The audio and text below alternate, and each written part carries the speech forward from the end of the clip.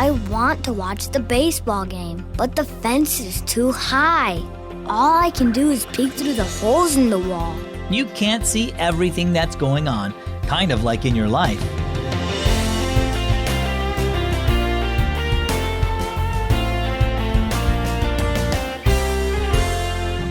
It's a great day here at Keys for Kids. I hope that you're having a great day too. My name is Zach. When big, scary things happen in your life, it's easy to worry about the future because you don't know what's coming next. You can only see what's right in front of you. But you don't have to stress out about it because God can see it all and He has a plan to carry you through.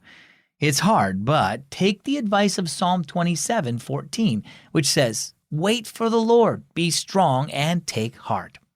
And now let's listen to our story. It's entitled, Batter Up.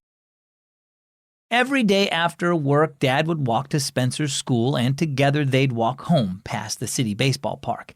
On Fridays, the ballpark was bursting with noise from a city baseball game. Spencer wanted to see what was happening, but a tall wooden fence blocked the view. "Can we go in, Dad?" Spencer asked one day. "The game's almost over now," said Dad. "Let's wait until we can see a whole game." Then Spencer noticed something.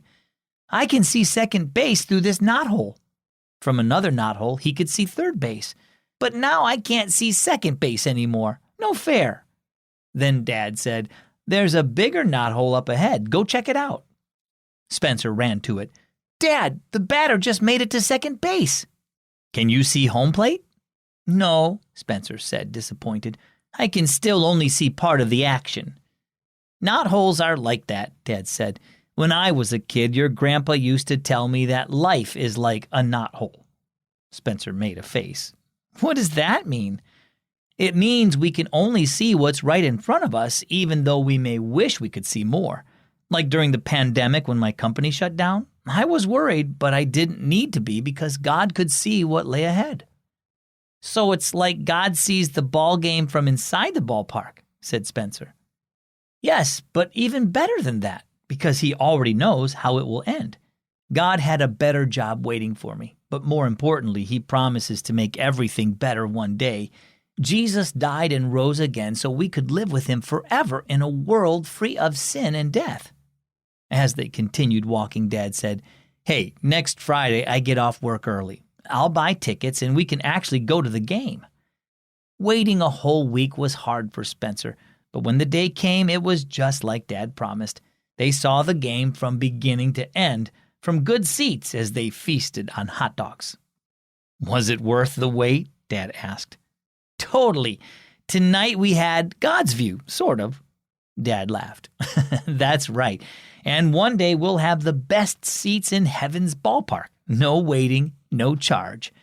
Spencer grinned. "And no knotholes." Spencer grinned. "And no knotholes." So how about you? Does not knowing what the future holds ever make you feel worried or anxious?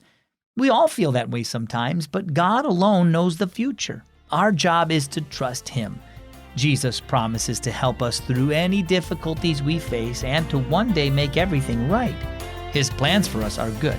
So give your worries to Him as you wait for the wonderful future He has promised you. Our key verse is Psalm 27:14. Wait for the Lord. Be strong and take heart, and wait for the Lord. And our key thought, wait on the Lord. You can check out the Keys for Kids stories every day on the Keys for Kids app. Just search for Keys for Kids on your app store.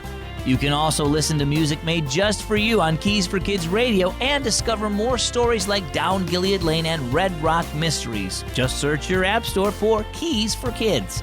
I'm Zach. Thanks for joining me today on listener-supported Keys for Kids.